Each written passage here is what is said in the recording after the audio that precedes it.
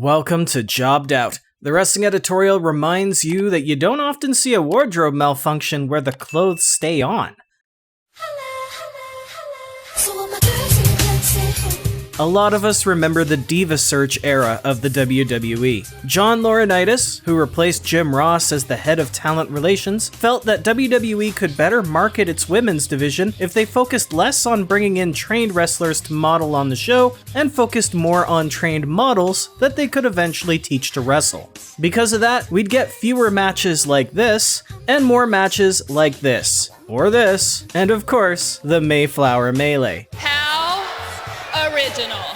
In Johnny Ace's defense, a lot of the women that he would hire did get better. The ones who actually wanted to be wrestlers would shine through, and while the bar was admittedly low, a fair few would exceed expectations and have careers that would surely put them in the WWE Hall of Fame.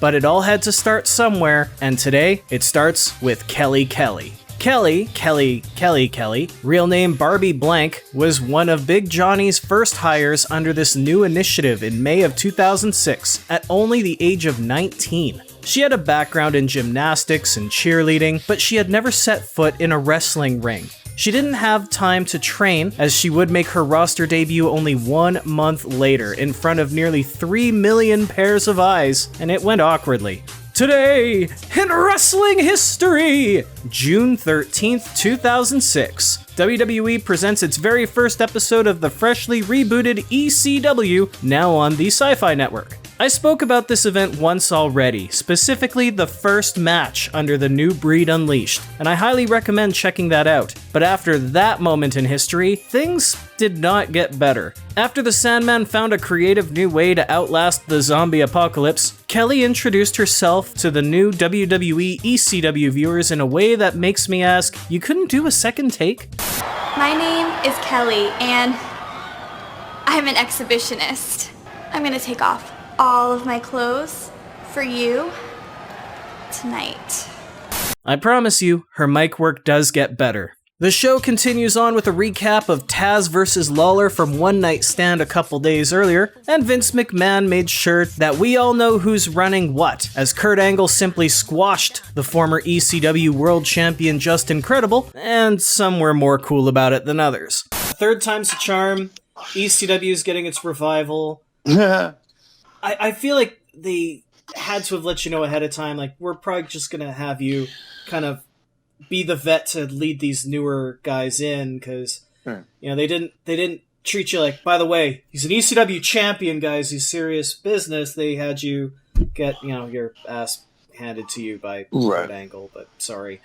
Before the show's main event Battle Royal, where another WWE name would take all the ECW originals down a peg, our intermission spot would be the debut episode of Kelly's Exposé. In a similar vein to Kimona Wanalea's dance atop the ECW arena in 1996, something else I plan to talk about very soon, mad scientist Paul Heyman wanted to add an element of sexy to the new show. Something to draw the older audience that was rebelling against the kid-friendly John Cena-centered image of Raw and SmackDown. So ECW Vixen, which was their version of a WWE diva, Kelly makes her way to a platform near the entrance to show us what McMahon thinks an exhibitionist is. Unfortunately, this includes one embarrassing wardrobe malfunction. Kelly, who once again had never been in front of 10,000 fans or 3 million viewers at home, had the job of trying to dance seductively, which she was fine, I guess. I mean, if you're into the way that girls dance alone in their bedroom, sure. Still better than those Japanese strip rock, paper, scissors games. Yeah, I own that. While Kelly's trying her best, the crowd is just silent. After all, this isn't wrestling. I'm not even sure it's sports entertainment. It's not in the ring, so most of the building can't see what's going on, and most importantly, this was on at like 8:40 p.m. on cable television, which means the fans know they're not going to get any nudity or wild adult content. Little by little though, Kelly begins delivering on her promise as the clothes start coming off until...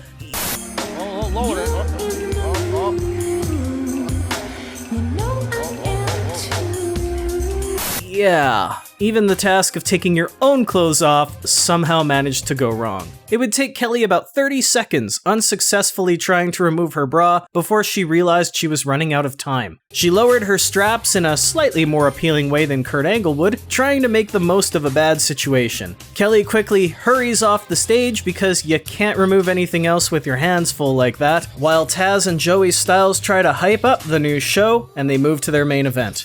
Wow, expeditionist.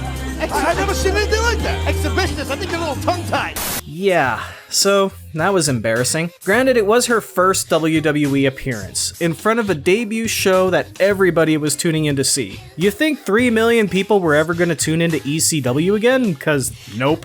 Normally a wardrobe malfunction involves clothes that are supposed to stay on, coming off, not the other way around. But they managed to get out of it with a couple lessons learned. Firstly, test out the costumes beforehand. Secondly, because of its tepid response, WWE would begin piping in crowd noise for future exposés. The next week, Kelly would actually address the blunder in a more spirited backstage segment. I was so excited that I couldn't get my bra. As they would do another exposé, Kelly stated that she would make good and show the crowd everything she's got. And during round 2, we'd find out what she's got is an overprotective boyfriend. Future Aces and Eights and Menagerie member Mike Knox would jealously interrupt the exposé every week to cover up Kelly, whose name now has 2 Kellys, and to get Mark Marrow-style heat before his own matches in the build to his first program with the Sandman. All in all, there were a handful of Kelly's exposé segments, and the WWE Network would dub over the music, cause, well, they didn't have the rights to stream Pussycat Dolls or Syfy a decade later. They still were not received particularly well by fans. After all, Kelly was not a known wrestling commodity yet. She was very new, and since she didn't know how to wrestle, she got that stigma of being associated with the WWE telling us what we want rather than listening to what we want. Eventually, the whole exhibitionist thing would be dropped, and Kelly would put a ton of effort into training between shows so that she could become a better wrestler. She would become a fan favorite and 5 years later claim her very first WWE Divas Championship. She recently even made a guest appearance on Raw as well, where she would become part of the 24/7 title rat race. And for the record, that's 2 more championships than Mike Knox would ever win with the company. For those fans who are upset they never got to see the clothes drop, the WWE would make good on this just a few weeks in and have somebody bear it all for the ECW on Syfy viewers. Just not who you think. Here we go! What the hell? Oh!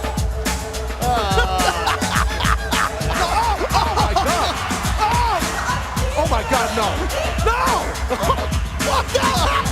But that's the story of the WWE debut of Kelly Kelly. It's nice to see somebody who had such a rocky start find her redemption and win over the audience. All in all, she had a rather good career, all things considered. And while she's no Molly Holly or Gail Kim in the ring, she did show that she was more than just a Laurinaitis lingerie catalog hire. With that said, I gotta ask you, what do you think? Did WWE throw Kelly Kelly to the wolves with her debut? Was she, and frankly the whole ECW brand for that matter, just doomed to fail from the start? And did Kelly Kelly put enough effort to redeem herself and win you over as a viewer? Let me know what you think in the comments and be sure to subscribe to the channel for more, because I want you to be a part of this conversation too. For now though, I better get my shoulders off the mat, so here's a close-up of Big Dick Johnson's small package. I'll catch you next time.